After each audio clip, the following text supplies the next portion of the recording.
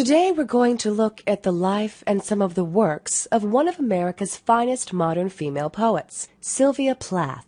At the time of her death in 1963, Sylvia Plath was on the verge of the critical success and recognition that she had sought for most of her life. Her first novel, The Bell Jar, had just been published, and the publication of her collection of poems, Ariel, had just been agreed. These poems, which were mostly written during the last year of her life, chronicle the traumatic developments taking place in her personal life and were to make for her a reputation as a first-rate poet. But it wasn't until 1982, almost 20 years after her death, that her posthumously published Collected Poems won the Pulitzer Prize for Literature. Since this time, the fascination and intrigue with her work has continued to grow.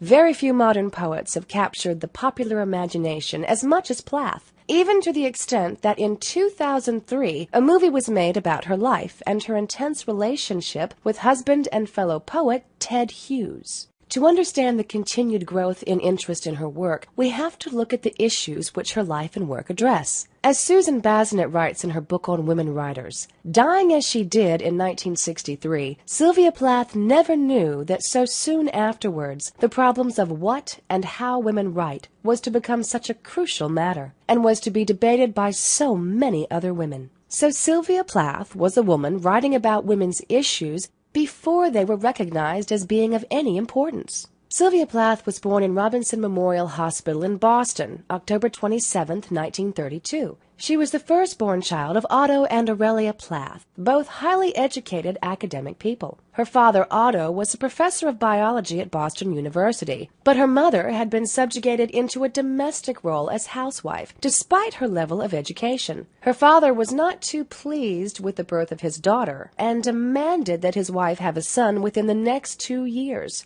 Amazingly enough, his wife obliged by giving birth to a son almost exactly 2 years later. This domineering father figure became a common theme that recurred throughout Plath's writing.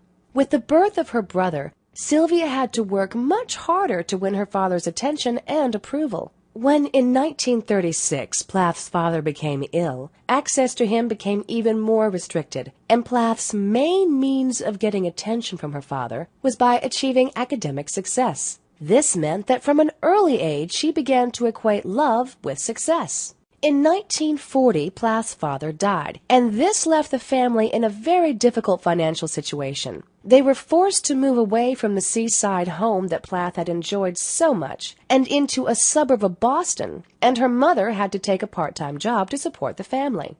In 1950, Plath graduated from Bradford High School and won a scholarship to Smith College. In the same year, she published a short story entitled "And Summer Will Not Come Again," and a poem called Bitter Strawberries. Plath's time at Smith was difficult as she had very high expectations of herself. She wanted to achieve immaculate grades, but she also wanted to be accepted by her peers, and an important part of being accepted was being popular and dating lots of boys. This was difficult because as a scholarship girl, she only had a very small allowance to spend on clothes and going out, and each year's continued scholarship was dependent on the level of her grades.